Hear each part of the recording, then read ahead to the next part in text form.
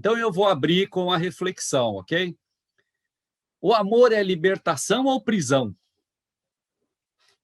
Sartre demonstra, nas suas especulações filosóficas, que o amor leva ao conflito.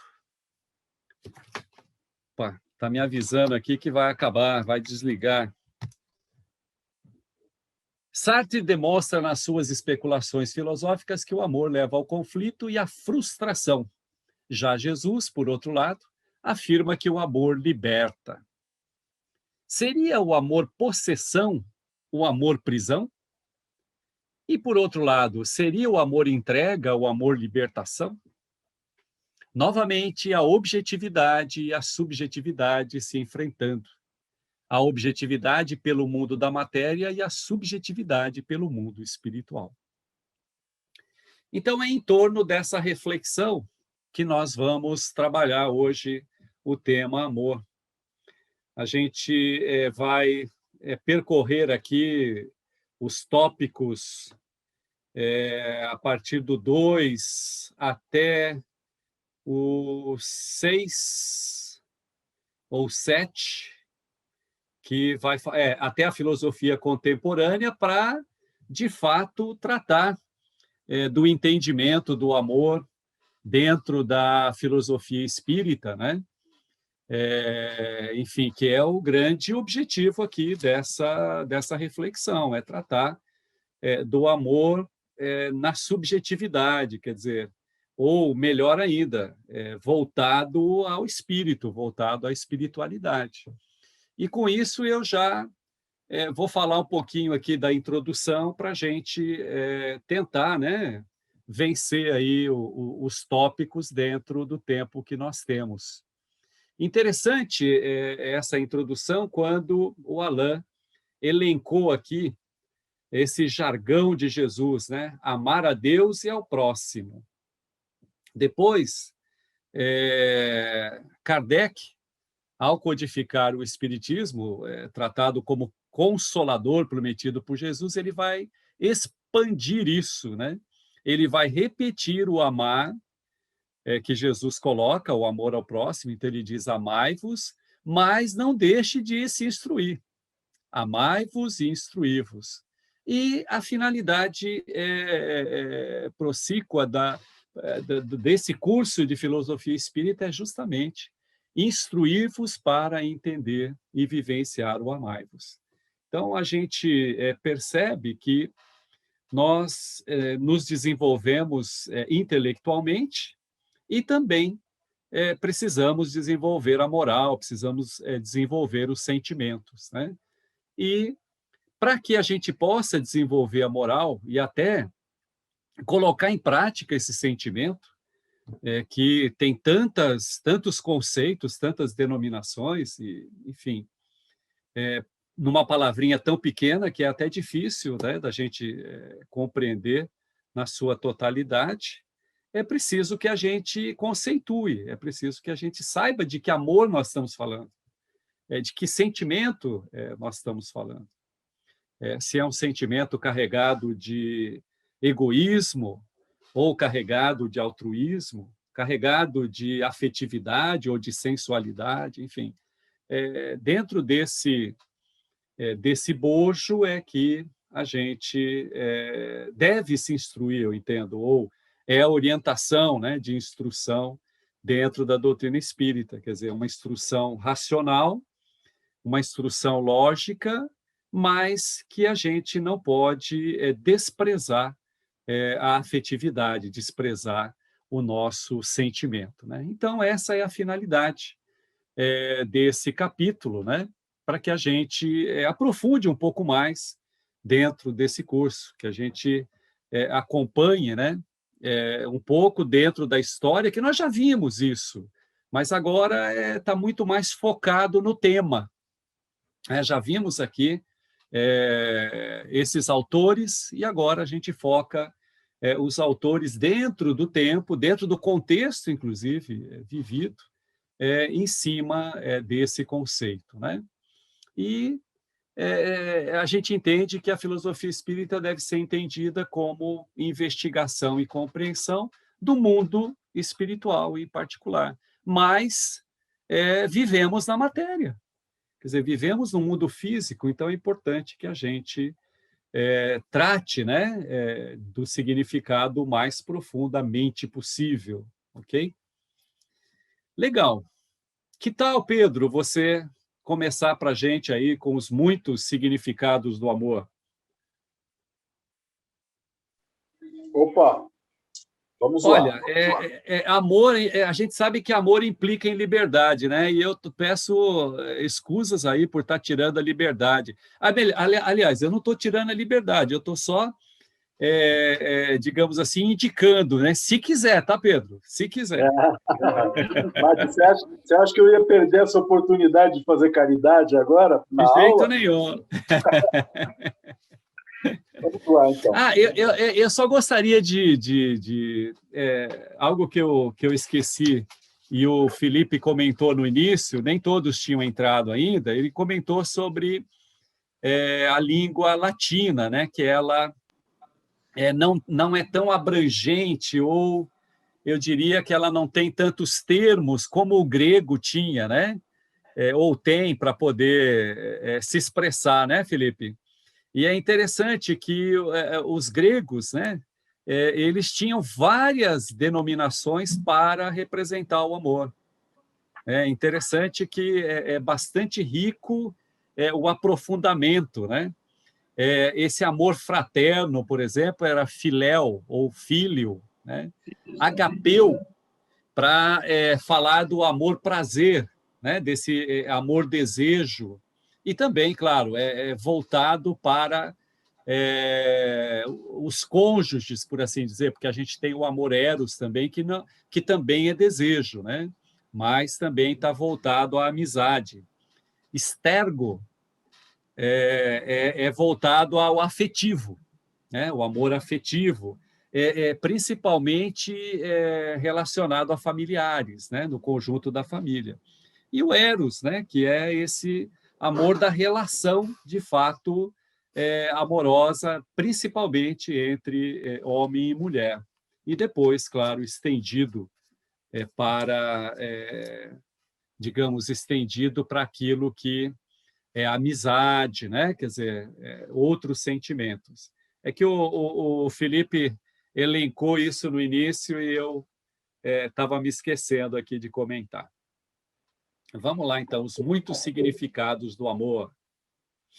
Era interessante que o Philos, ele também tem várias derivações, né? Perfeito. Irmão também é Philos, né? Uma filáquia é um beijinho assim que você dá numa criança. É interessante. E Bacana. Ok. Bom, os significados que o termo amor adquire na linguagem comum são inúmeros, díspares e até contrastantes.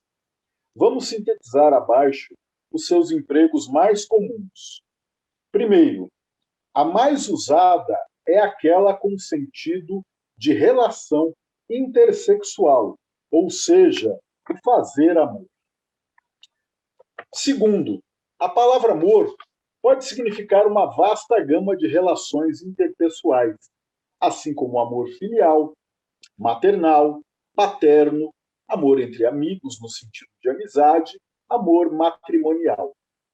Terceiro, o amor por coisas e animais, ao dinheiro, às obras de arte, aos animais e objetos de estimação, aos livros. Quarto, amor aos objetos ideais, à justiça, ao bem, ao belo, à glória, à dignidade. Quinto, amor às atividades ou formas de vida, ao trabalho, à profissão, ao jogo, ao luxo, ao divertimento, aos hobbies. Sexto, amor amor aos entes coletivos, à pátria, ao partido, ao bairro, à cidade, ao Estado. Sétimo, amor ao próximo e amor a Deus. Nesta exposição, fica claro o vasto emprego da palavra amor, mas no fundo traduz junção, coesão, aproximação.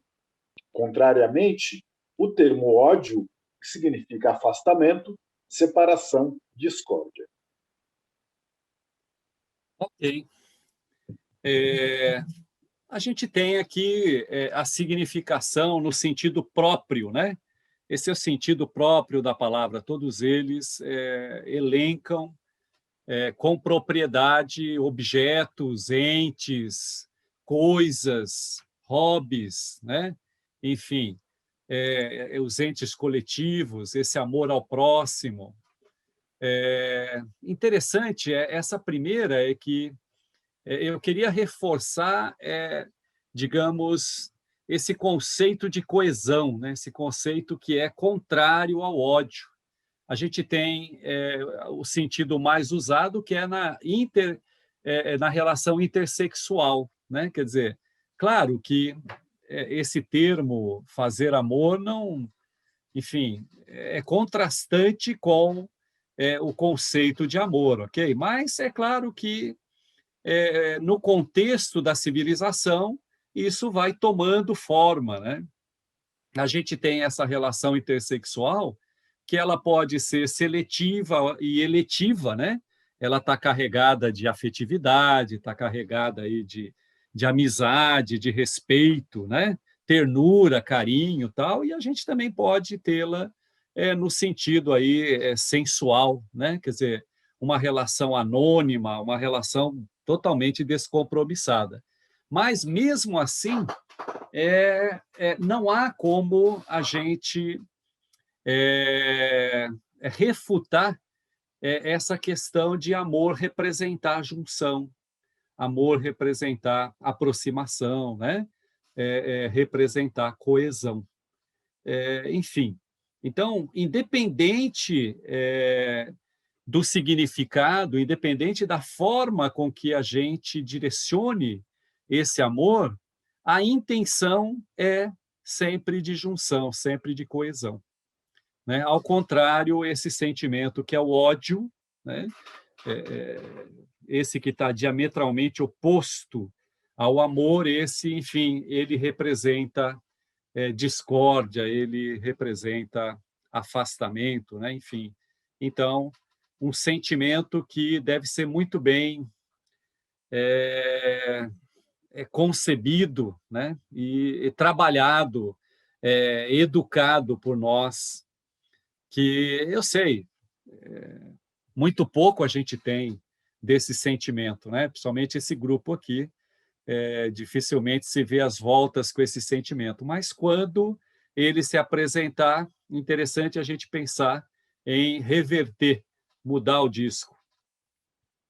Algum comentário, gente, com relação a isso? Fica alguma dúvida?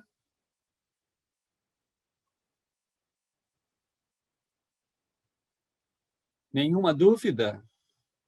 Que bom. O amor na filosofia antiga. Quem se habilita? Bora lá? Bora lá! Ah, Os gregos viram no amor, sobretudo, uma força unificadora e harmonizadora que entenderam ser baseada no amor sexual, na concórdia política e na amizade.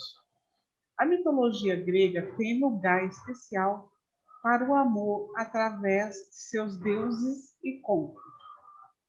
Hesíodo e Parmênides foram os primeiros a sugerir que o amor é uma força que move as coisas, unindo-as e mantendo-as juntas.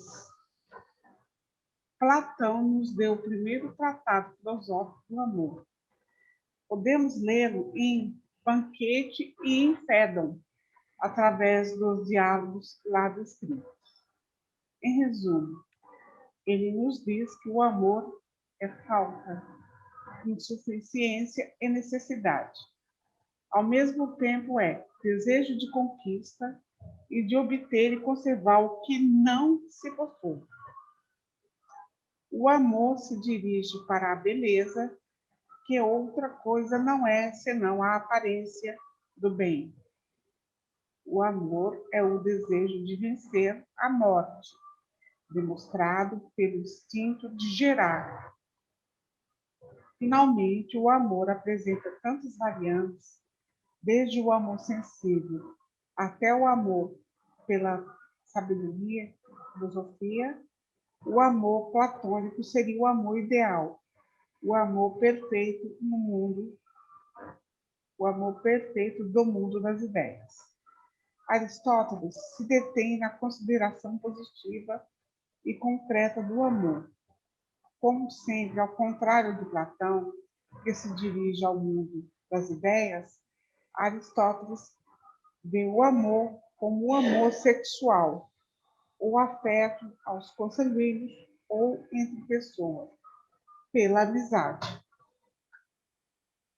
Considera que tanto o amor como o ódio não pertencem à alma, mas ao homem, enquanto composto de alma e corpo. Ok.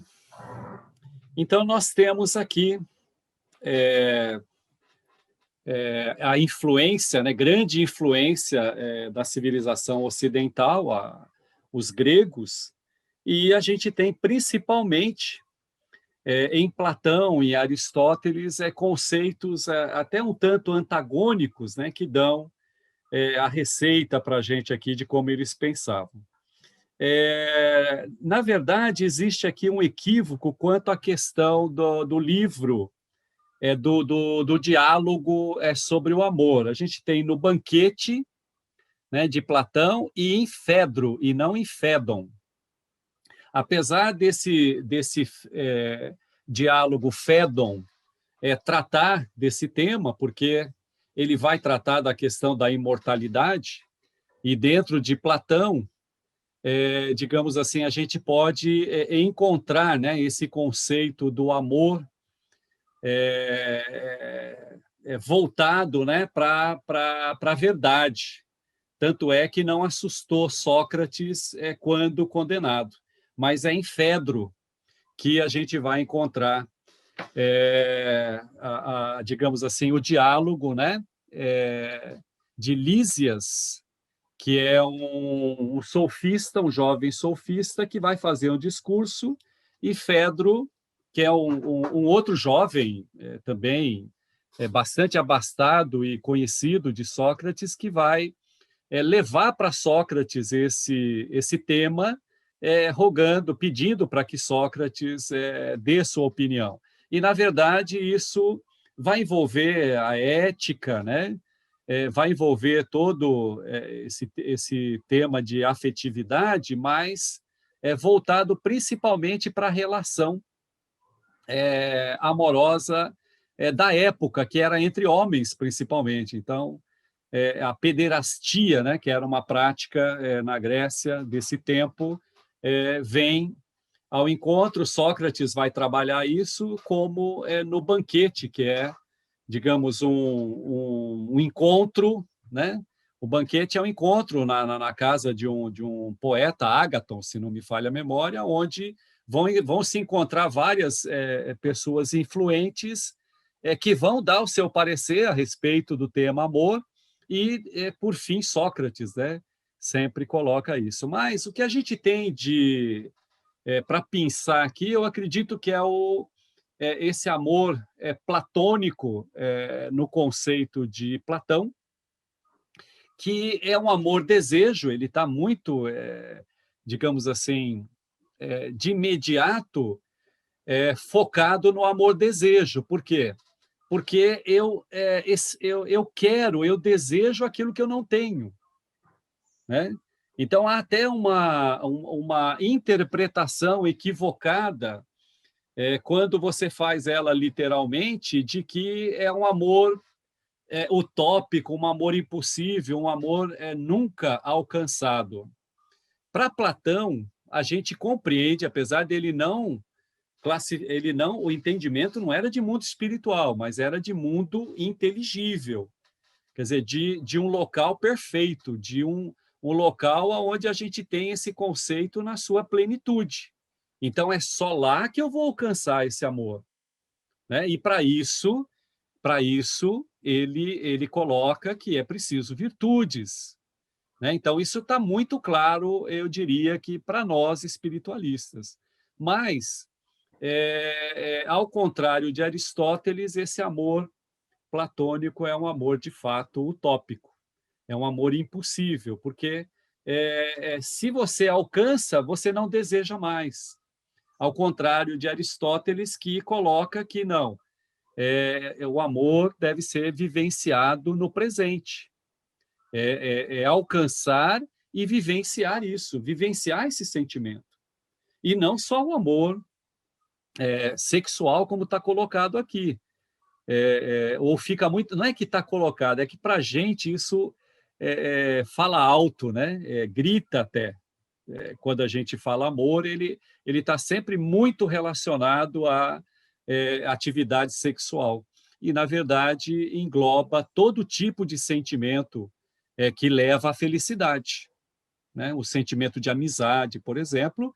Então, em Platão, ele é algo que eu desejo alcançar quando houver plenitude no entendimento de amizade. Em Aristóteles, eu devo viver o dia de hoje.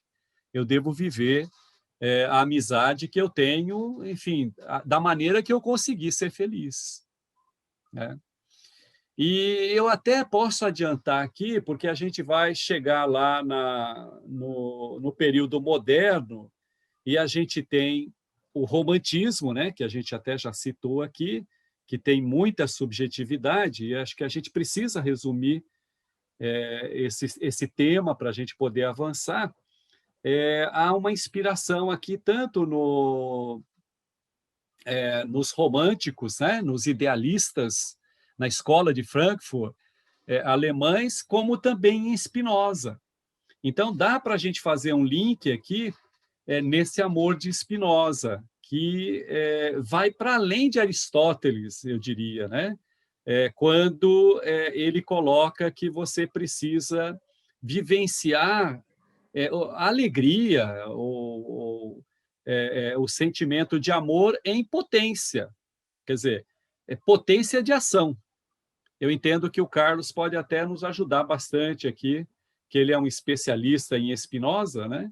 Mas a gente compreende assim, para fazer essa ligação. Eu tenho um amor platônico, que é algo que não se alcança porque ele está como desejo. Para o materialista, digamos, a ânsia de conseguir, né? Para o espiritualista, é algo que eu devo alcançar e vou alcançar, assim que eu preencher certos requisitos. Para Aristóteles, esse amor está no presente, esse amor está na vivência do dia a dia.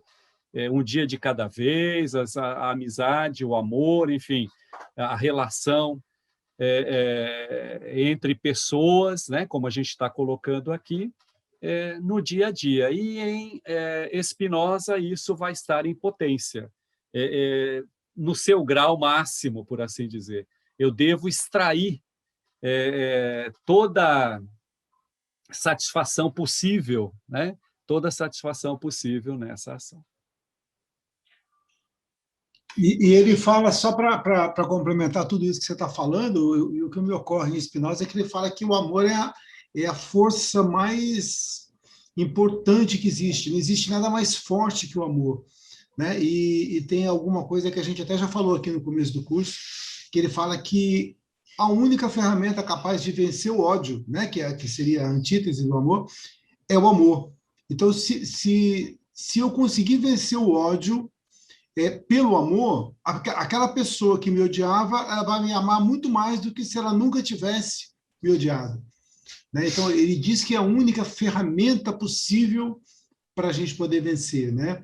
E quando você fala em potência, você me lembrou também a questão de potência de agir. Eu sei que não foi isso que você se referiu, mas que ele fala também, né, que potência de ação. É isso mesmo. O conatus, né? Então, isso. Então aquilo que me faz passar de um estado emocional para um outro estado emocional, né? Então o amor ele é capaz de me alavancar isso, né? E me fazer ir para um outro nível, né? Então é bacana. Perfeito.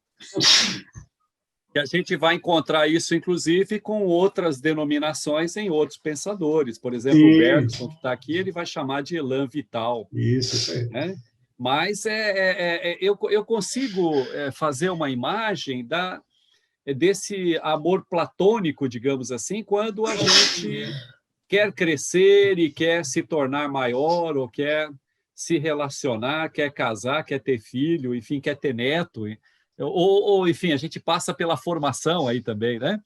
Pela formação no profissionalismo. Então, assim, em Platão, eu nunca alcanço, porque sempre tem uma etapa desejada, sempre uma etapa a desejar.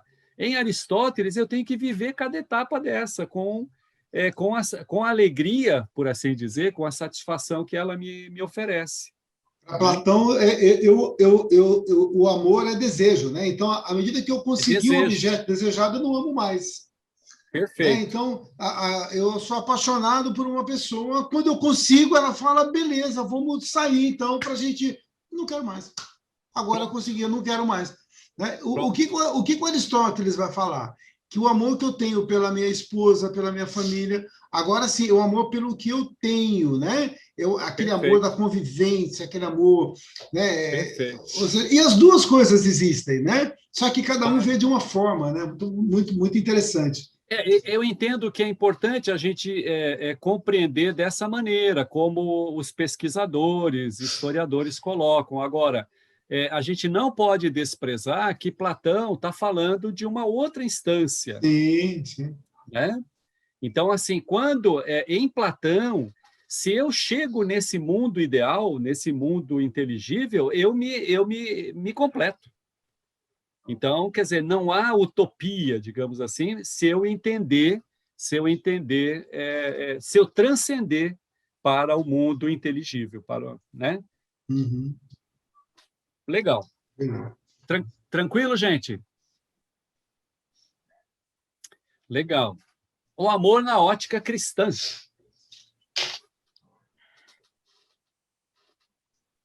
Posso ler mais um pouquinho? É tão pequenininho. Fiquem à vontade, vocês é que mandam. Eu até comentei que não ia falar hoje, mas, enfim, já falei bastante. Com o advento do cristianismo, a noção de amor sofre uma profunda transformação. De um lado, é entendido como um tipo de relação que deve estender-se a todo o próximo. De outro lado, transforma-se em um mandamento que não tem conexões com as situações de fato, mas que deverá irmanar todos os homens. Todos os outros dons, como a profecia, a ciência e a fé, nada são sem o amor.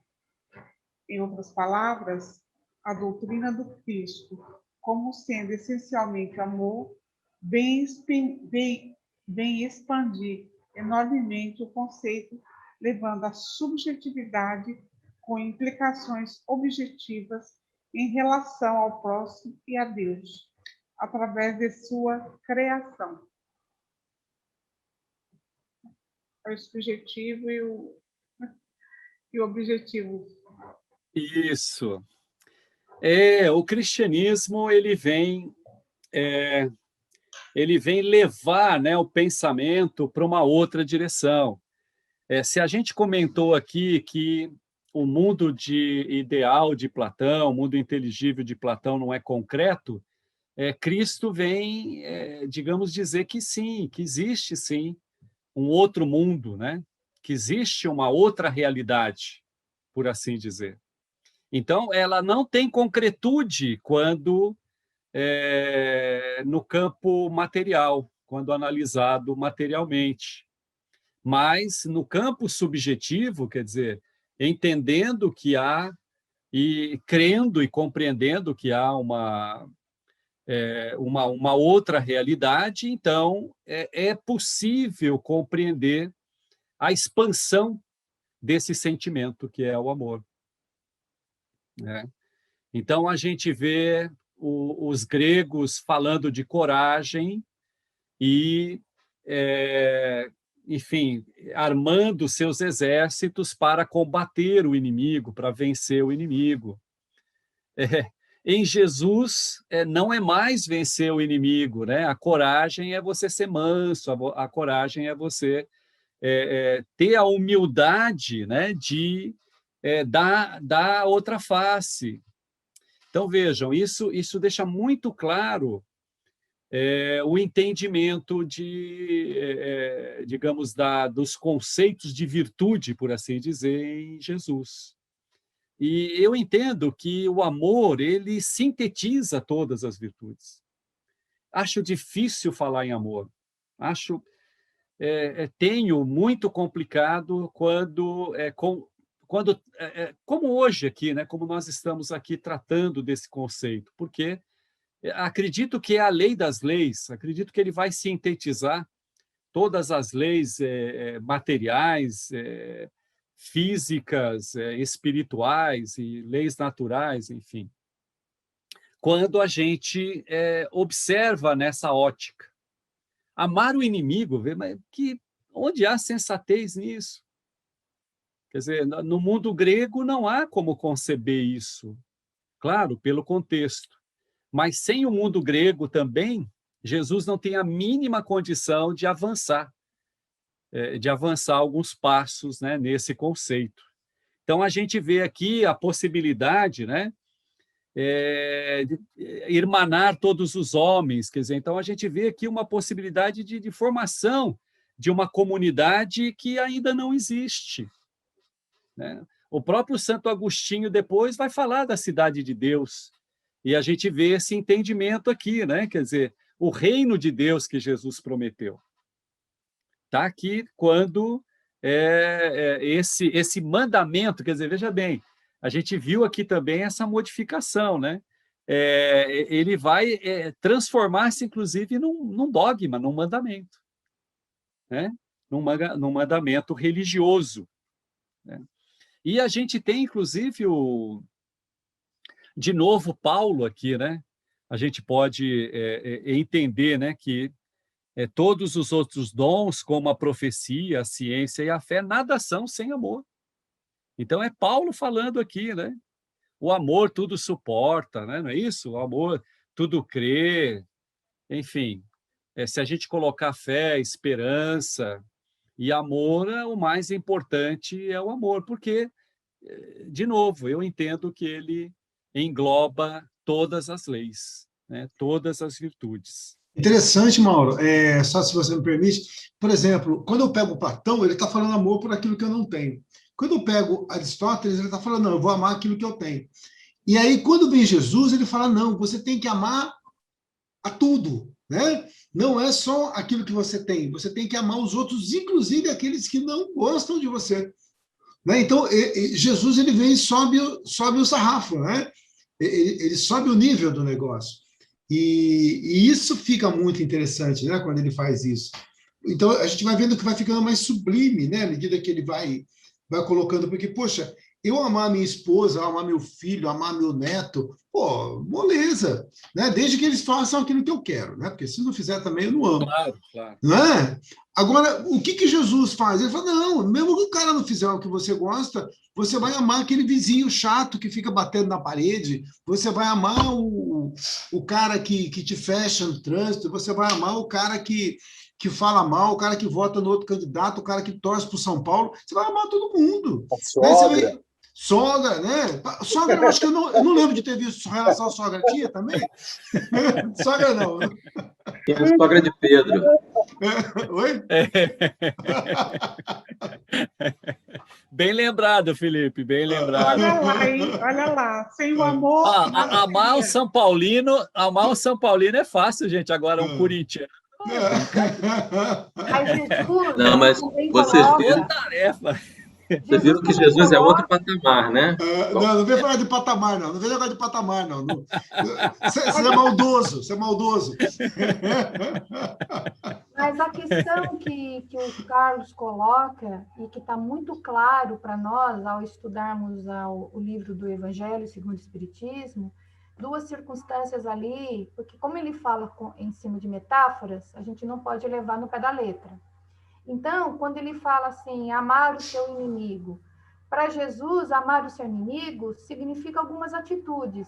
Se você não desejar mal a ele, se você não fizer mal a ele, e se você ajudá-lo quando ele quando é preciso, ou coisa do tipo, é isso que ele nos pede. Porque, obviamente, que ali também está especificado que você não vai conseguir amar o seu inimigo como você ama seu marido, sua mulher, seus filhos, obviamente que não. Então, fica ali claro que amar o seu inimigo é justamente não fazer o que ele faz, por exemplo, caso ele venha te fazer algum mal.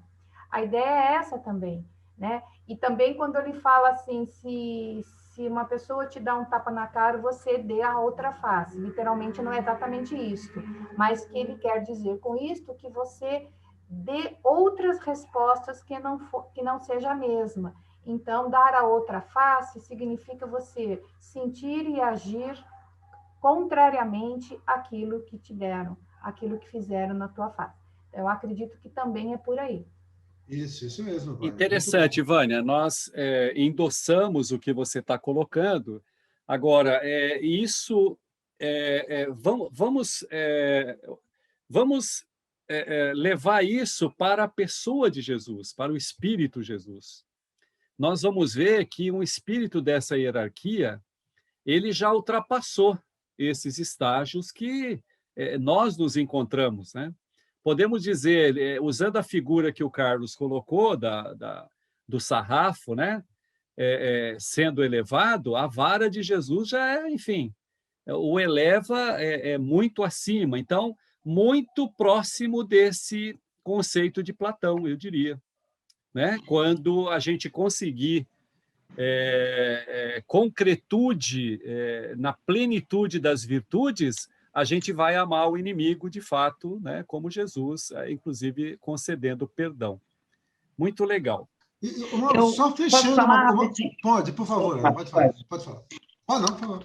Então, o inimigo, mas eu queria falar outra coisa. Como eu consigo, às vezes, imaginar o amor de Jesus? Assim, é meio simplista, mas, por exemplo, você tem uma criança que pode não ser seu filho, ou às vezes você nem tem uma relação com ela, de um vínculo sanguíneo com ela, uma criança. E essa criança te dá um tapa, sei lá, na cara, ou, sei lá, dá a reina, né, e faz alguma coisa com você. Você não vai reagir com aquela criança, porque você sabe que ela é crua, ela não tem, ela está na ignorância.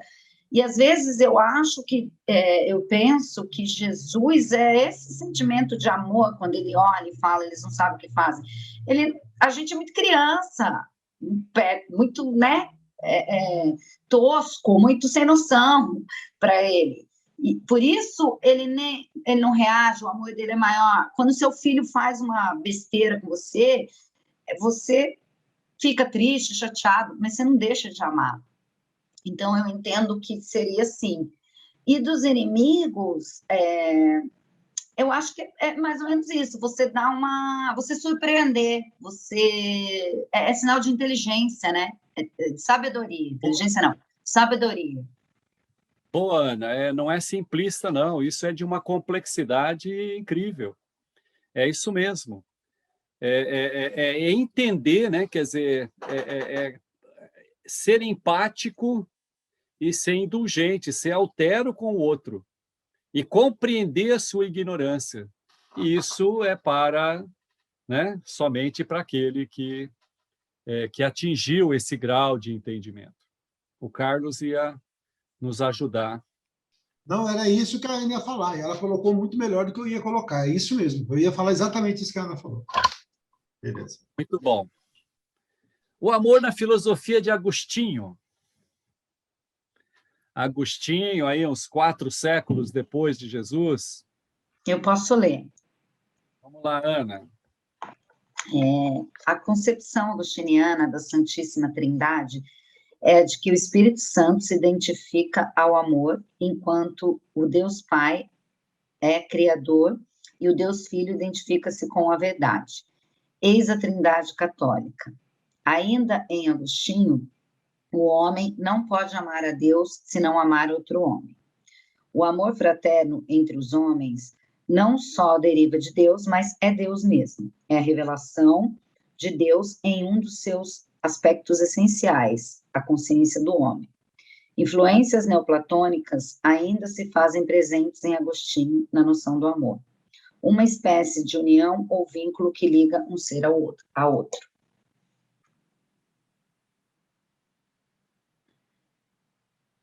Muito bom.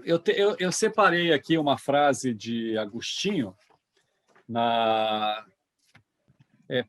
a gente aclarar, né? Porque aqui em Agostinho, o conceito de amor ele vai se tornar um conceito teológico, né? Quer dizer, o entendimento dele a respeito da Trindade, da Santíssima Trindade, o entendimento dele de pecado original, leva a esse conceito teológico além de moral e religioso. Então, uma frase emblemática que ele coloca é o amor de si. Né? Então, você vê que ele coloca que é preciso amar a outra pessoa, e amando outra pessoa, você entende que está se amando também. O amor de si levado até o desprezo de Deus gera a cidade terrena. O amor de Deus levado até o desprezo de si gera a cidade celeste. Então, ele está querendo dizer que eu posso amar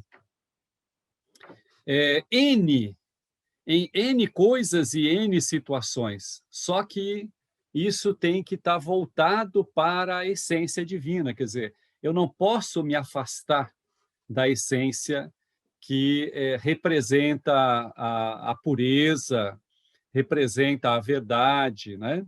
Representa o bom, o belo. Né? E quanto mais eu me afasto, mais eu estou direcionando de forma equivocada esse meu sentimento. Então, eu posso direcionar esse sentimento, de novo, para tudo e para todos, desde que ele tenha esse cunho de perfeição, esse cunho de aproximação com o Criador. Né? A respeito da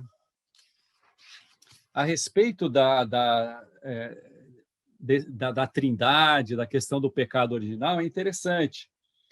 Ele coloca que o mal é o estado em que o homem se afasta de Deus, como nós estamos colocando aqui, de seus preceitos, de seu amor. O afastamento da convivência espiritual com Deus e a desobediência à sua vontade provoca todo o mal presente na vida dos homens. Então, a gente subentende-se aí que ele se atém à sua vida pregressa, quer dizer, uma vida profana, né, de jovem e depois de transformado, quando ele pôde perceber isso na pele. E quando a leitura que ele faz é de que o homem herdou isso de alguma forma, porque não pode ser de Deus. Então, ele herdou dessa desobediência. Então, está lá, de novo, o pecado original que vai permear a sociedade.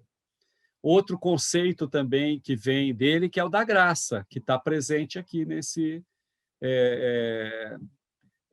quando ele coloca a Trindade, né? Ele vai colocar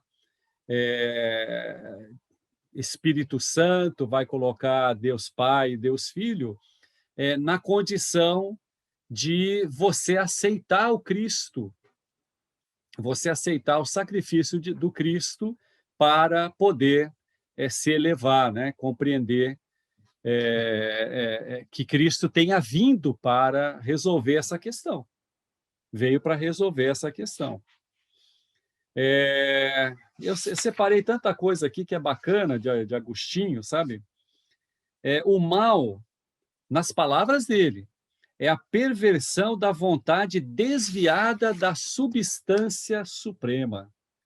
É o amor dirigido às criaturas como se elas tivessem valor em si mesmas, como se sua beleza, o prazer que proporciona, ou o afeto com o que retribui o amor, não se originasse de um ato de amor infinito de Deus, né? Então, depois a gente, digamos assim, em Confissões, a gente vai encontrar o seguinte: tarde vos amei, ó beleza tão antiga e tão nova, tarde vos amei, eis que habitáveis dentro de mim, e eu lá fora a procurar-vos. Disforme lançava-me sobre estas formosuras que criastes. Estáveis comigo e eu não estava convosco. Retinha-me longe de vós aquilo que não existiria se não existisse em vós. Porém, me chamastes com uma voz tão forte que rompestes a minha surdez. Brilhastes, cintilastes e logo afugentastes a minha cegueira. Exalastes perfume, respirei-o suspirando por vós. Eu vos saboreei, e agora tenho fome e sede de vós. Vós me tocastes, e ardi no desejo de vossa paz. Ou seja, o chamado. Dá uma interpretação de ser um chamado, né?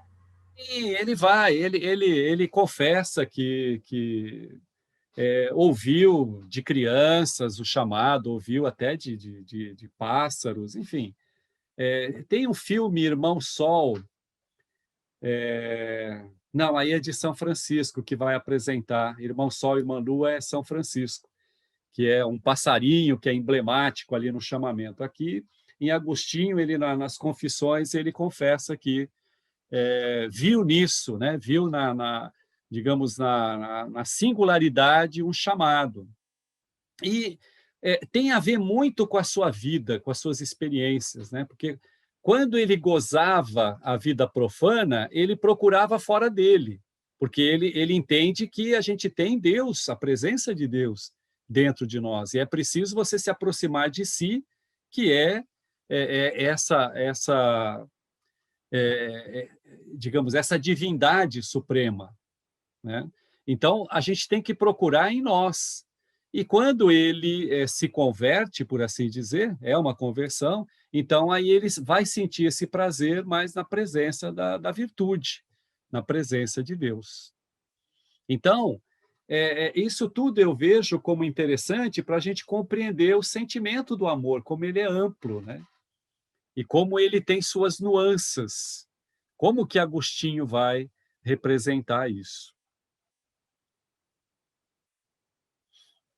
A Nete Guimarães, em uma das suas palestras, ela comenta que amar é simplesmente desejar o bem ao outro, independente de quem quer que seja esse outro, né?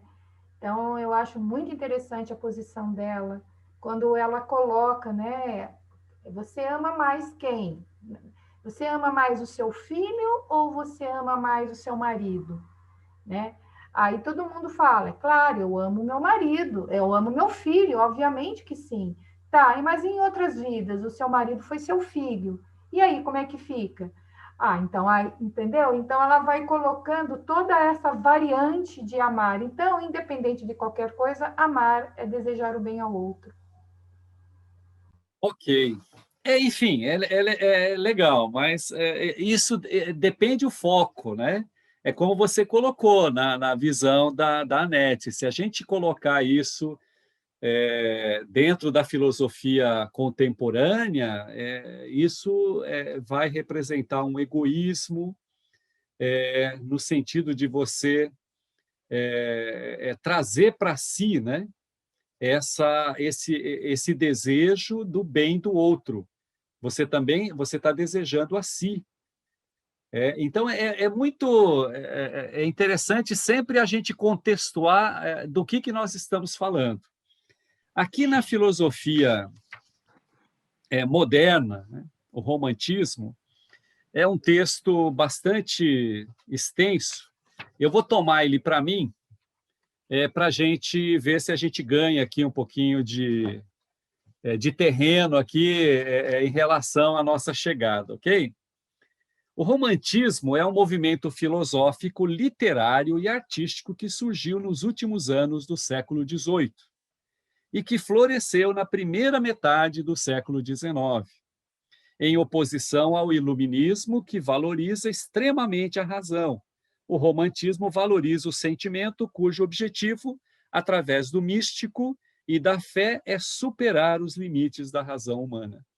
Então, pós-iluminismo é um movimento pós-iluminismo, é um movimento que partiu principalmente da população jovem e que percebeu que a racionalidade, ela que, digamos, ousou resolver todos os problemas do mundo, né, e os problemas da humanidade, da sociedade, falhou. Então, ela quer dar voz ao sentimento. Por isso, esse chamado movimento romântico, de idealista, subjetivo, como nós já colocamos, dando valor àquilo que o sujeito pensa, dando uma liberdade, né, no pensamento do sujeito. Então, ele vai se dar na literatura, ele vai se dar nas artes, e a gente vai ter aí muitos elementos, né, que se colocam, né, dentro desse contexto, e muitos artistas, muitos literários, e depois a gente vai ver isso que nasceu, digamos, na Europa, ele vai se expandir para as Américas, né? E a gente tem isso, inclusive, no romantismo brasileiro. Legal. Eu vou fechar um pouquinho aqui a minha câmera, porque eu estou no espaço da minha mãe aqui, ela vai se trocar agora, então a gente continua conversando aqui e vocês não vão presenciar. Spinoza apresenta dois conceitos de amor. No primeiro, o amor, como qualquer outra emoção, é uma afecção da alma e consiste na alegria acompanhada pela ideia de uma causa externa. Esta é própria dos homens e deu base ao romantismo. Então, é aquilo que a gente já conversou, né? A afecção, no sentido filosófico, ele é a designação de afetar, é aquilo que afeta, né? Então, tem ligação com o afeto. Deus não ama, nesse sentido, Deus não ama ninguém, pois não está sujeito a nenhuma afecção, né? Então, a gente já viu lá a filosofia espinosiana, né, que é um panteísmo, onde ele separa Deus da natureza, mas ao mesmo tempo ao mesmo tempo que ele coloca Deus na unidade, Deus e a natureza, ele faz depois uma separação subjetiva. Existe um amor intelectual de Deus, que é a visão de todas as coisas à sua ordem necessária. Esse amor intelectual é o único eterno, aquele em que Deus ama a si mesmo e, amando a si mesmo, ama os homens, né? Então, reforçando o que a gente colocou da Vânia, da colocação que ela trouxe da NET, Deus amar a si mesmo não é egoísmo, né? Ele é o Criador, ele é a sumidade, ele é a inteligência suprema.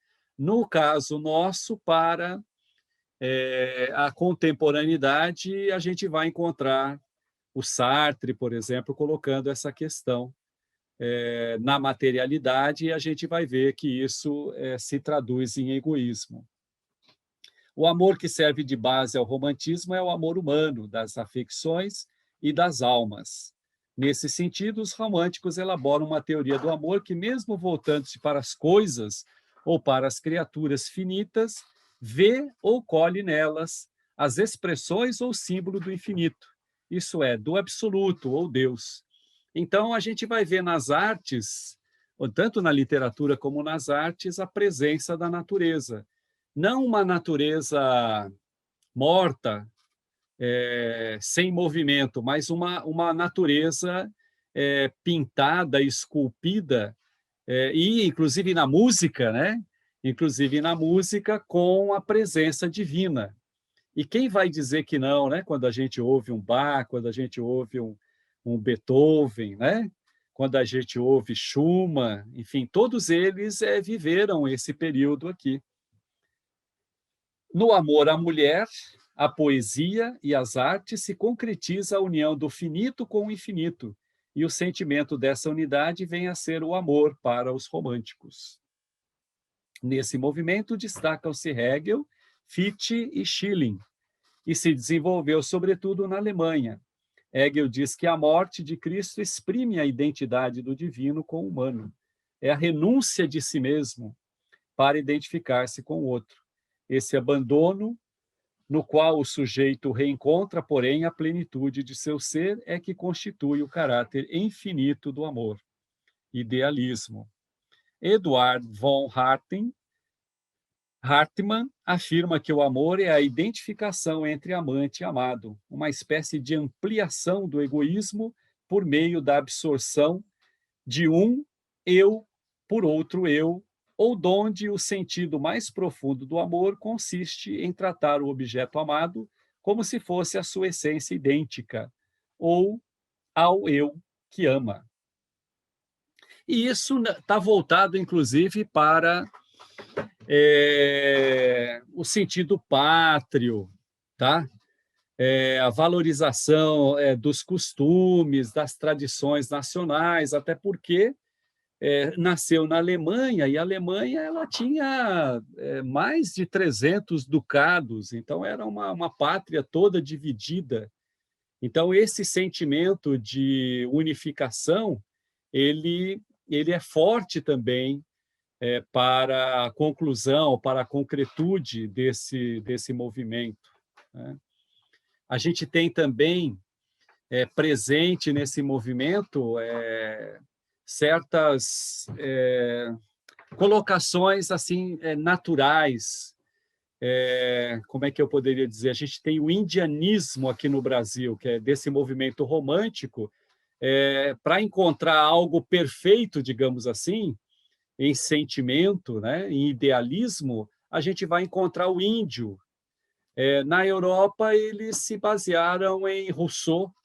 A gente lembra que Rousseau desenhou o bom selvagem, né? Quer dizer, a idealização do indivíduo vindo perfeito e a sociedade o corrompendo. E, enfim, talvez até o Spinoza tenha intuído Rousseau antes dele, né? Nessa questão. E a gente vê isso aí presente nas obras também aqui no Brasil, se a gente quiser avançar, aprofundar, né? Nesse quesito. Mas está presente aqui essa subjetividade, né? Não mais o entendimento da coisa racionalizada, né? Digamos, talvez a frieza da razão. É isso que foi levado, né, depois das grandes guerras, depois de todo aquele Guerra Fria e tudo mais. A gente viu isso falhando, a gente viu o racionalismo aí, o excesso de racionalismo falhando. E a gente vê esse movimento nascendo dessas cinzas, quer dizer, trazendo esse sentimento não mais para a racionalidade, e sim dando mais afetividade, dando mais sentimento a tudo isso.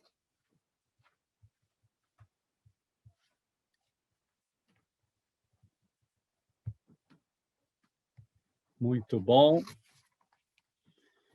Legal, gente. Vamos avançar aqui para o período contemporâneo para a gente depois dedicar aqui uns minutinhos para o amor espírita, né, e a caridade. Foi legal que a gente trabalhou bem essa questão da caridade na nossa reflexão. Não é à toa que ela é colocada adequadamente, né, nos capítulos. Quem fica com a filosofia contemporânea? Eu fico. Vamos lá, Felipe. O amor na filosofia contemporânea. A filosofia contemporânea busca desvincular a noção de amor do ideal romântico da absoluta unidade. Duas doutrinas contemporâneas mostram isso, a do amor místico de Bergson e do amor sexual de Sartre. No amor místico de Bergson, Deus oferece ao homem que o ama, a salvação, a bem-aventurança e a participação na sua glória. Bergson pretende dizer que o arrebatamento místico se realiza como unidade entre o homem e Deus, não mais separação completa entre quem ama e quem é amado. Deus está presente e a alegria é sem limites. Já em Sartre, em sendo ateu e materialista, a visão de amor é a do projeto de realizar a unidade ou assimilação entre o eu e o outro. O amor é fundamentalmente um querer ser amado. Isso quer dizer, o amante tem o desejo de ser supremo na escala de valores do seu amado. A posse física do outro é insuficiente e frustrante. Eis o conflito e o fracasso inevitáveis do amor. Pois, de um lado, o outro exige de mim a mesma coisa que eu exijo dele: ser amado e valer como a totalidade infinita do mundo. Cada um no amor quer ser para o outro o objeto absoluto, o mundo, a totalidade infinita. Ao desejar ser o topo da escala de valores do outro, já é uma fonte de submissão do outro. É o cerceamento da liberdade do outro. Como ambos querem exatamente a mesma coisa, o único resultado do amor é um conflito necessário e um fracasso inevitável.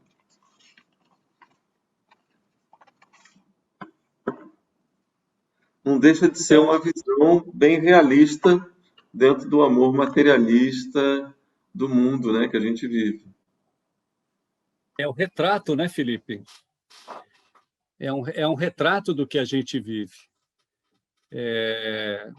Em nome do amor, a gente vê só desunião, crimes, separação, enfim, né? Justamente por estar dentro desse contexto do amor materialista do Sartre, né? Ateu e materialista. Em contrapartida, Bergson, como a gente já adiantou, ele vai ampliar esse conatus do Spinoza e vai colocar o elan vital aí como essa potência, né, de alegria, de felicidade e não mais separação entre aquele que ama e que é amado, e sim uma fusão aí, podemos dizer, né? Eu diria que poderia resumir entre altruísmo e egoísmo, né? Na verdade, existe uma crença muito limitante, né? Isso aí em termos muito rotineiros entre nós humanos, né? Mas a crença limitante, né, que a gente viu tempos atrás por aí, dizendo: estou procurando a metade da minha laranja, a tampa da minha panela, né? Bastante assim rasteiro essa forma de ideia, né? E no entanto, mas ilustra bem, Vânia. Pois, porque assim é bem isso, porque você vai ser assim, falei, já vieram falar comigo. Pode falar, vou terminar. Jamais, porque assim, não existe a metade de nada, é uma responsabilidade muito forte, muito pesada, dar ao outro a responsabilidade de ser a outra minha metade. Então, eu sempre falo, você por inteiro está com alguém por inteiro e, no máximo, vocês vão dar as mãos e vão caminhar juntos. Mas você com você, ele com ele ou vice-versa.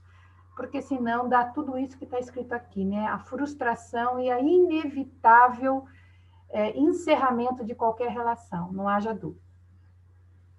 Eu acho interessante essa medida do amor, né? Que as pessoas têm em querer saber, será que eu amo mais do que ele me ama, do que ela, do que meu filho, sei lá. No caso, eu lembro de uma história engraçada dos meus dois pequenos, que eu ia ler livro à noite para eles dormirem, e eu deitava, né? E aí era uma briga, tinha que ser um dia com um dia com o outro, né? Na cama, assim, para deitar junto, para até eles dormirem. E aí, o meu mais velho, ele sempre falava assim para mim: você me ama? Amo. Mas você me ama mesmo? Claro, filho, eu te amo. Mas você me ama mais que eu amo o papai? Aí eu falava: é um amor diferente. Ah, então, mas você me ama mais do que ama o Mateus, que era o irmão, né? E eu achava engraçado ele falar isso, que eu falava, não, não existe. Ele, não, mãe, tem que existir, não existe amor igual. Você tem que amar um mais que o outro, né? E aí eu arrumei um jeito de falar para ele, porque ele queria ouvir, né, de uma forma que ele ficasse satisfeito, que eu falei, eu te amo há mais tempo, porque você é mais velho. Eu te conheço, porque eu falei para ele que eu amo ele desde que ele amava ele desde que ele estava dentro da minha barriga. Aí ele falava, então você me ama mais do que o Mateus. E isso é pequenininho. Aí eu arrumei um jeito, eu falei, não, eu te amo há mais tempo, porque você nasceu primeiro, eu te conheci primeiro, então eu te amo há mais tempo, mas eu amo igual. Não existe, mamãe, não existe amor igual. E aí eu falava, existe afinidade, mas é engraçado esse negócio. E eu sempre, quando eu não era mãe, eu achava também isso interessante. Eu falava, não, uma mãe não ama igual. Tem que ter um amor que você ame mais um que o outro, não tem jeito. Mas não é, eu acho que é a afinidade mesmo, né? Que às vezes a gente faz essa coisa de falar, de sentir, talvez as pessoas acharem que você ama mais um do que o outro. Assim, o meu entender, tá? Amor na visão da filosofia espírita, voltado para a lei moral, ou leis morais, né? Lei do amor. Quem vai ficar? Posso ler? Marina, você está tão quietinha. O Pedro já se candidatou. Eu estou no escuro aqui, que o sinal está meio ruim. O amor é traduzido como o dinamismo de coesão entre os seres e a integração ao Criador. É a força que impulsiona todos no sentido da religação. Sendo ele a infinita felicidade, o homem, dentro de sua perfectibilidade, caminha na sua direção, buscando esse religar. A nossa gênese partiu dele, onde nós somos os seus germes. É a unidade que espargiu a multiplicidade e esta caminha no sentido da unidade novamente. O religar é o retorno àquela presença pela conquista de si mesmo. Portanto, esse dinamismo de coesão é mais uma das leis divinas que trabalha na direção e no sentido de obter a harmonia perfeita no final do processo. À medida que ampliamos o nosso entendimento sobre o Criador e sua obra, maior se torna o nosso amor e admiração por ele. Por consequência, todo o que ama aquele que o gerou, ama também aquele que por ele foi gerado. Uau! Podem comentar.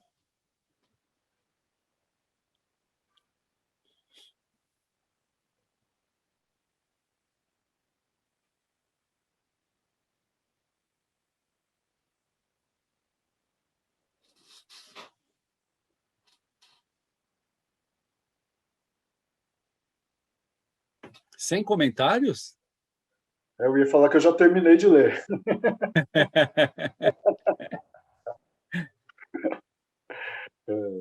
Aqui é interessante, né? Que essa última frase também, né?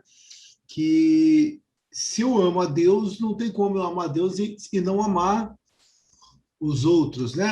Aquele que por ele foi gerado, né? Amar o meu Os próximo, né? criados. Então, poxa, é muito claro, né? Aquilo, né? Essa visão que a doutrina passa para a gente, né? Não tem muito como a gente escapar disso, né? E essa síntese, né, que fala, né, que você saiu de Deus e agora volta para Deus, né? Essa religação com Deus, e tudo isso tem a ver com amor, né? Dessa coesão aí. É muito claro, né? Isso. Eu acho que as pessoas ficaram aí meio sem o que comentar, porque é algo que eu penso que vai retratar tipo, com bastante clareza, né, o pensamento da doutrina, né? Não sei se vocês concordam. Aquele entendimento, o meu entendimento é aquele que nós colocamos anteriormente. Eu entendo que a lei do amor, lei de amor, é a síntese de todas as outras leis. Então, você tem um Criador e tem as criaturas, né? Então, é muito interessante essa trindade espírita, né? Quando você coloca que o que existe no universo são só 3 coisas. Existe matéria, existe espírito e existe Deus. Nós somos seus filhos, nós somos as criaturas advindos do princípio espiritual. E a matéria, muito providencialmente e muito sabiamente, ela foi elaborada seguindo regras, seguindo leis, que servem de laboratórios para o nosso desenvolvimento. Dentro desse nosso desenvolvimento, nós estamos determinados a um grau de felicidade, a um relativo grau de felicidade. E o amor vai traduzir todas essas leis que levam a isso. E aí a gente vai cair nos fundamentos espíritas, os fundamentos da filosofia espírita, né? A existência desse Deus perfeito, a condição de comunicação entre os mundos, a questão da reencarnação que foi colocada aqui, né? Como ato de amor. Então, nós partimos para essa coesão, né? Quando a gente compreende, através da instrução, a gente compreende todos esses princípios, todos esses fundamentos. Sim. Compreendendo isso, você vai tirar Deus, né? Necessariamente tirar Deus do campo antropomórfico, né? Então, não tem como a gente colocar sentimentos humanos em Deus. É a perfeição.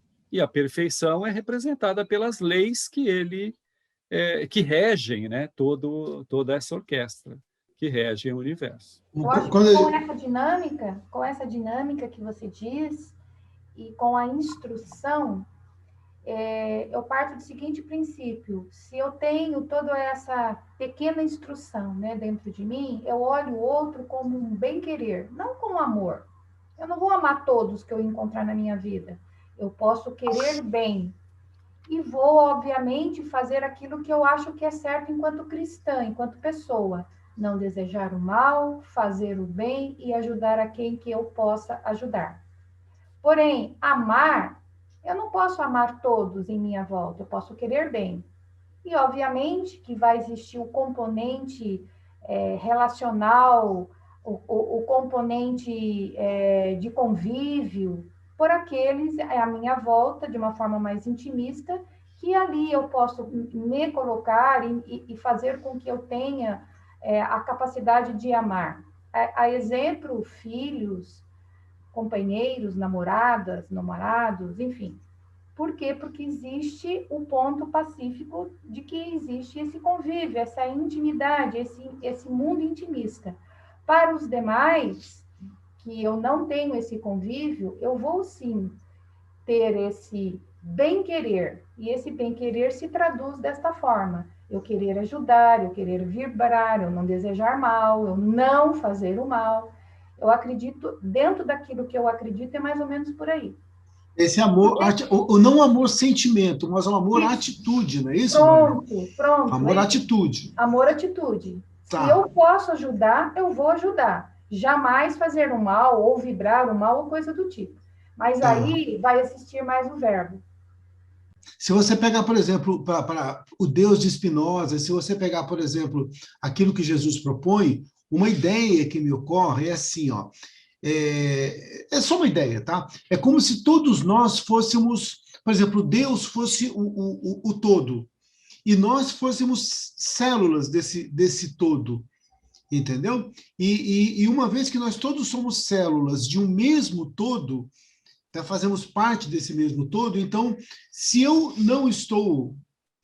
não amo aquela célula que está ao meu lado, eu não amo o todo. Então, por isso que fala, eu não posso amar a Deus sem amar aquele que por ele foi gerado, porque nós fazemos parte desse mesmo todo. E se eu quero que esse todo tenha harmonia, é bom que eu possa viver bem com o outro, porque o dia que uma célula começar a brigar com a outra, ela vai levar o corpo, né, a ter doenças, a ter problemas, né? Exatamente. Então, eu acho que é um...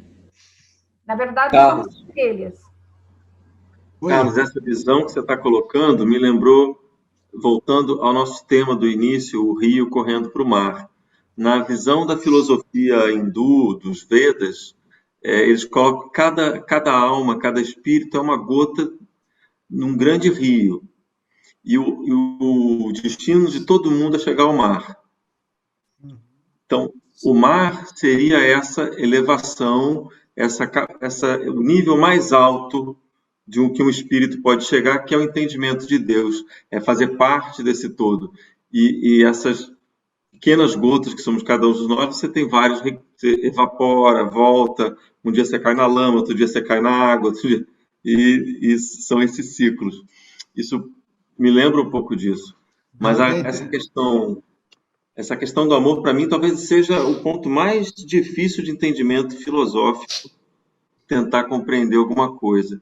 Porque a gente escuta que Deus é amor, o amor é a origem de tudo, amar tem várias formas de amar, a gente aprende a amar quando, como a Ana estava falando antes, quando você não tem um filho, você não sabe ainda o que é amar uma pessoa de forma incondicional, e você vai elevando, a gente não sabe nem como é que Jesus podia amar a Deus, a gente não consegue nem entender, ou as criaturas, né? Para mim é muito complexa essa forma de entender o que é o amor. Não é um sentimento, não é uma atração, não é aquele desejo, ao mesmo tempo é uma força criadora, é algo muito que a gente não está longe de entender, eu acho. Sim. Por isso que eu chamei o Mauro para fazer essa aula, para ele entender, explicar para a gente, por de tão complexo que é o pensamento. Mas eu penso assim também, esse amor que não é sentimento, como a Vânia fala, que ela não ama, que ela tem o bem-querer, é uma vibração de amor. Uhum. E com isso você está vibrando amor. Porque você não é, claro que não é um sentimento, assim, é difícil eu amar um estranho, mas é amor sim. É amor sim, como uma célula. Porque se a gente quer o bem, a gente está emanando amor. E é um amor que assim não é, eu não vou criar esse amor. É um amor que já está com a gente, de tantas vidas que a gente já veio, de tantos erros que a gente já cometeu, de tantas vezes que a gente tem essa chance de vir aqui aprender, aos pouquinhos ainda somos muito infantis, né? Mas acho que um pouquinho a gente vai aprendendo. Não é possível, esperamos que vir. Por isso o amor tem as suas variantes, não é, Marina? Então, o amor, eu acho que tem várias formas, e assim... A vibração é uma, a vibração... As pessoas se ligam muito no amor homem e mulher, e amor de pai, mãe e filho, né? E não é isso que a gente está falando aqui, né? A gente está falando de tudo. E o amor, uma vez uma pessoa falou isso para mim, que as pessoas banalizam o amor, de falar eu te amo, né? E eu falei para ela, é porque você não está entendendo o que é esse amor aí, né? Falta um pouquinho você entender. Não, mas não é, tipo, quando você ama, você tem que amar verdadeiramente, você não tem que ficar lá falando que eu te amo.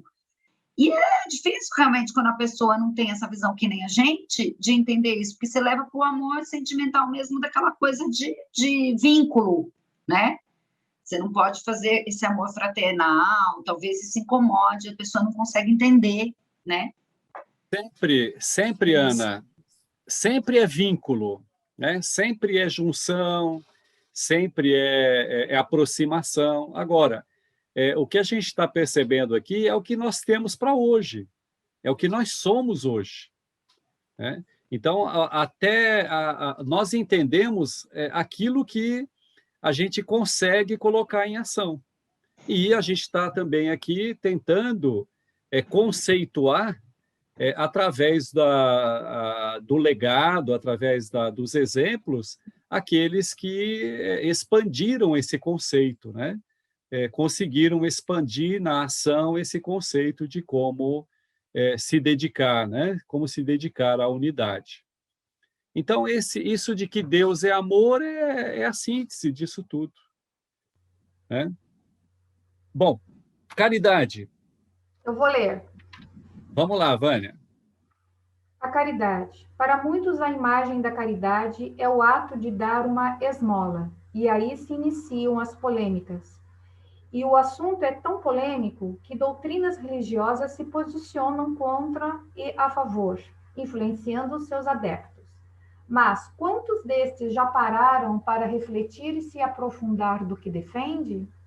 É a noção da esmola que se encontra no senso comum, trazido até nós pela Igreja, de um ato que nasceu na civilização hebraica. A Reforma Protestante traz em sua tradição que a caridade não salva ninguém, que a caridade está mais para uma barganha com Deus. Pois bem, não é essa caridade que se encontra no dicionário espírita. A caridade, entendida pela doutrina espírita, é o ato de vivenciar as atribulações, os percalços, as dificuldades, as alegrias e os sucessos do nosso próximo. Este próximo, entendido como sendo qualquer ser do mundo material e espiritual. O que é, então, essa tão polêmica caridade? Primeiramente, se traduz na concretização da fé que temos na existência do Criador e que o próximo, assim como nós, faz parte da criação. Em segundo lugar, que o amor se concretiza nos atos de fazer ao próximo tudo aquilo que desejaríamos que fosse feito a nós próprios. Finalmente, entende a doutrina que a caridade se traduz como um laboratório onde praticamos tudo aquilo que acreditamos de forma consciente, aprimorando e lapidando a pedra bruta do nosso ser como viajor da existência. Então, é aquilo que eu passei para vocês, o que na minha cabeça é muito claro. Caridade enquanto coisas materiais, para mim, é uma beneficência, mas que existe ali um quanto de amor, um quanto de vontade de fazer o bem, um quanto de poder ajudar. E aquela outra caridade que a gente se coloca como aquele que vamos fazer aquilo que podemos no ouvir, no falar, no olhar, no toque, para aqueles que realmente estão precisando, ou quando alguém te procura e você para tudo para dar o seu ouvido, que é uma coisa importantíssima no momento, nesses últimos 2 anos. Isto, para mim, é uma verdadeira caridade. Por quê? Porque está nos bastidores.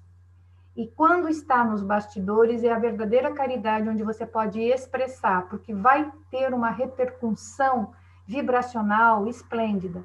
Porque quando a gente vai para uma casa espírita, nós fazemos os nossos trabalhos voluntários, como eu faço semanalmente. Eu estou ali, e estou ali porque sei que estou ajudando alguém que eu não sei nem quem é. Mas no momento que eu estou fazendo aquele verbo, aquela ação, mas eu estou colocando a minha vibração de alegria, porque eu estou ali e que de algum momento, de alguma forma eu estou ajudando, isto para mim é a verdadeira caridade.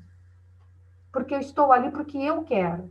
E o voluntariado, a mensagem subliminar que traz para mim é porque ali eu quero, porque para mim é bom, no sentimento de pertence e no sentimento de utilidade.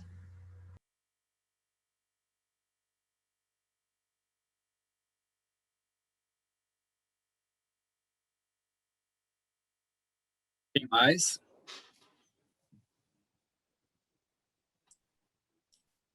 Então, na aula passada, a gente tinha falado do amor ágape, professor. O professor Carlos falou que nesse capítulo ia falar alguma coisa, não falou até agora, né?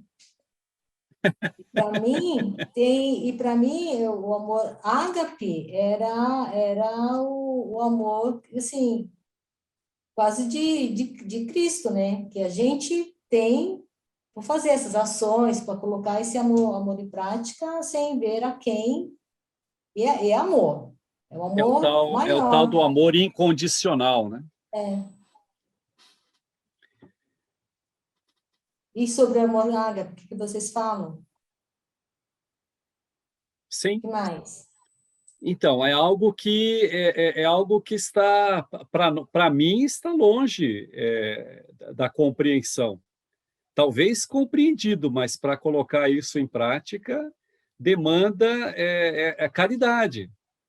Então, veja, olha, lá no Livro dos Espíritos, a gente encontra que caridade é a benevolência, que a Vânia tem colocado aqui, é o perdão das ofensas, e é a indulgência. Então, vejam, isso tudo está traduzido aqui nesse texto. Então, se eu pratico a benemerência, e ela tem que ser desinteressada, tem que ser gratuita, tem que ser sincera, né? Se eu perdoo as ofensas, então, se eu perdoo as ofensas, eu não tenho inimigo. Então, significa que eu amo o inimigo. Se eu pratico a indulgência, então eu aceito todos como eles são. Então, nesse nível de compreensão, dá para a gente, de fato, cravar que fora da caridade, de fato, não há salvação, como foi colocado no início. E esse amor ágape, né, que transcende o amor eros, eu diria que ele está dentro desse contexto. Repito, nós não conseguimos intuir algo que está acima da nossa capacidade. Eu posso até imaginar o que seja, mas eu não consigo compreender de fato. Então, se amar o inimigo para mim é não desejar mal, enfim, é a minha compreensão, mas não é aceitá-lo como ele é. Como a Ana deu o exemplo da criança inocente, da criança ainda inadvertida, que faz traquinagem, né? Então, eu entendo que a filosofia espírita, ela nos incentiva a prática desse amor. Sem a prática desse amor, sem a prática da caridade, eu não sou feliz. Eu posso ter alegrias, eu posso ter momentos, né, efêmeros aí de satisfação, de prazer, mas a felicidade plena eu só vou encontrar quando eu tiver, de fato, amando, né, incondicionalmente. Então, dá para a gente medir o nosso grau aí de amor ao próximo pela nossa felicidade. Amor incondicional por todos os seres, pelo universo, né, por toda a humanidade, né? Esse seria o amor ágape, né? Esse amor que eu não estou esperando nada em troca. Lembra que a gente falou de parte do todo? E isso tem muito... A gente só não usou o nome, mas é isso, esse amor que eu tenho, né, como o Mauro falou, incondicional. Não aquele amor que eu te amo, isso, eu te amo, mas o dia que você pisar na bola, eu não amo mais. Então, isso aí não é amor ágape. Né? Sim, na verdade é altruísmo, né? Altruísmo isso. com paixão. Eu amo tanto você que eu sei que você não é capaz de entender certas coisas. Eu vou dar um exemplo aqui, mais ou menos. A mãe, quando visita o filho na cadeia, o filho é um serial killer. Ela não aceita aquilo que ele faz, mas ela ama o filho do mesmo jeito. Entendeu? Então, talvez é isso que Jesus tenha tentado sugerir para a gente. Tá? Amar você não significa eu concordar com tudo que você diz, não significa eu ser conivente com você, mas eu, mesmo assim, eu amar e te dar essa... E tem também a coisa do perdão, né? Por exemplo, aquele caso daquele japonês lá, até morreu, que mataram o filho dele, né? Ivisota lá. Ele perdoou o assassino do filho dele, que era um funcionário dele, né, um ex-funcionário, etc., aquela história toda, que um tempo depois ele foi na cadeia visitar o assassino e perdoou. E aquilo é fantástico, né? Uma coisa que você fala, que quanto amor no coração que esse homem teve, né? De ter perdido um filho, do cara ter assassinado o filho dele, e ele ir lá e perdoar. Perdoar no sentido assim, ok, tá bom, né? Aconteceu, né? Segue tua vida agora. Isso para mim é muito, assim, acho que é evoluído Ana, demais. Com certeza, porque ele tem a compreensão de que em pior situação está o criminoso e não, né, não a vítima, que é o filho. Então, e também entendimento. Eu acho que ele não era espírita, mas eu acho que depois, ele começou a estudar. Eu li sobre isso, eu vi no YouTube, no Google, eu estava lendo sobre ele, porque parece que ele faleceu no começo do ano, né? Em fevereiro. Ele teve um câncer e faleceu. Mas aí eu estava vendo a história. independente de ser espírita ou não, a questão é que todos nós, né, estamos ligados por conta do Criador.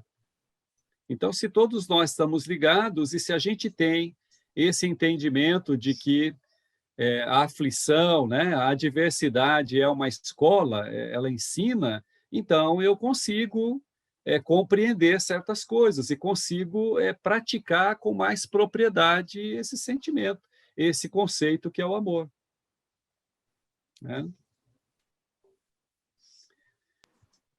Eu Legal. vi uma vez, Opa, vai lá, Felipe. a Maria até citou a Mônica Medeiros, ela estava falando que na próxima fase da Terra, o sentimento de caridade ele vai ser substituído, que essa caridade intrínseca nela tem uma diferença de alguém que precisa da caridade e alguém que está apto a doar. Né? Existe esse... não é uma humanidade que esteja completamente em equilíbrio, né? E ele fala que o próximo estágio da caridade seria a fraternidade, que também é uma outra forma de amor, mas você não está ali na condição daquele que doa, mas sim aquele que compartilha, né, de algo com o outro, né? É interessante isso também. Ok. Um estudo mais aprofundado e refletido sobre o amor nos remete a duas correntes de pensamento. A primeira nos moldes sartrianos, com bases empíricas, no sensível e na matéria, a qual fatalmente nos leva ao campo das sensações, do amor sexual e dos prazeres transitórios. Seus fundamentos são o desejo de posse e a satisfação egoística. A segunda corrente, nos moldes bergnosianos, com fundamentos místicos, abstratos e subjetivos. Este nos encaminha ao conceito de divino, cujas raízes vão além do mundo platônico das ideias, se estendendo à integração com os demais seres, condensando-os em torno da unidade cósmica. Revela, assim, o nosso destino último, que seria o estado supremo da bem-aventurança, da serenidade e da felicidade, válido para todos os seres da criação. Imagino que quando a gente chega nisso, não tem mais perdão, porque alguém falou assim, amar é perdoar. Não tem mais perdão, porque eu não me ofendo mais. Perfeito. Né? Não tem mais ofensa. Perfeito. Então... É um outro estágio. Quer dizer, nós estamos ainda embrionários, né? Com relação a perdoar. Mas o próximo estágio é não precisar perdoar mais. Porque aí você vai compreendendo, quer dizer, compreendendo através da indulgência, você não necessita perdoar. Porque você sabe que aquilo é uma falha infantil. O exemplo da criança é fantástico, né? Então, imagina Jesus lá no Calvário falando, perdoai-os, Pai, eles não sabem o que fazem. Né? Então, como crianças, né? Então, você acha que aqueles caras lá, quando chegaram lá no plano espiritual, Jesus estava lá com o chicote na mão? Falou, não, pô, eu fico pensando na mãe dele, que a gente não vê, eu pelo menos não vejo sobre isso, assim, alguma revolta também de ver tudo aquilo, né? Ela também entendeu no sentido de não precisou perdoar ninguém, mesmo sabendo que aquilo era uma injustiça, né? Que amor é esse? Que o dela, o sofrimento dela é tão doloroso quanto dele, porque era filho dela, né? E ela estava vendo tudo aquilo sem poder fazer nada e assistiu aquilo. Então eu acho assim, imagina o coração dela. Ela também, o amor dela também era genuíno, né? Com certeza. A gente é muito bebê ainda, viu? Vai ter que vir ainda muito tempo. Mas esse tipo de reflexão é bacana, porque a gente começa a ter uma noção do nosso tamanho, né? E a gente começa a ter uma ideia, poxa, eu tenho um longo caminho a percorrer. E eu acho que isso tudo é um processo de autoconhecimento. Né, que a gente vê que ainda se ofende por bobagens, que a gente ainda, sabe, ama sempre dentro de muitas condições, a gente vê famílias se desfazendo porque um tem uma preferência sexual, porque vota no candidato. Eu vi esses dias no UOL um cara falando que não conversa com o irmão faz 3 anos, porque um gosta do Lula, outro gosta do Bolsonaro. Você fala, meu Deus do céu, você vê o estágio que nós estamos, né? Então, quando a gente tem uma aula como essa, brilhante aqui, que o Mauro nos brindou, eu acho que serve para que a gente possa mesmo fazer uma autoavaliação, né? Estive pensando aqui no meu esforço para praticar isso com a torcida do Corinthians e do Flamengo, né? Porque somado esse público, né? Veja bem. Principalmente flamenguista, viu, Mauro? Haja altruísmo, viu? Haja altruísmo. Eu vou ter que ser caridoso com vocês. Mas eu acho que o time, as pessoas ainda toleram. Agora, essa questão aí de ideologia, Carlos, é complicado, né? Porque as pessoas não conseguem engolir um outro, não. Às vezes você fala, nem vamos falar, que é a melhor maneira também de nem falar, né? Eu nem quero saber do que você pensa, o que você quer, quem você vai votar, é melhor, para a gente não romper. É muito doido isso. Mas eu estava pensando aqui, na linha do Carlos, para a gente pensar quanto que a gente amou mais nessa vida até hoje, mais para Sartre ou mais para Bergson, né? Devia, né?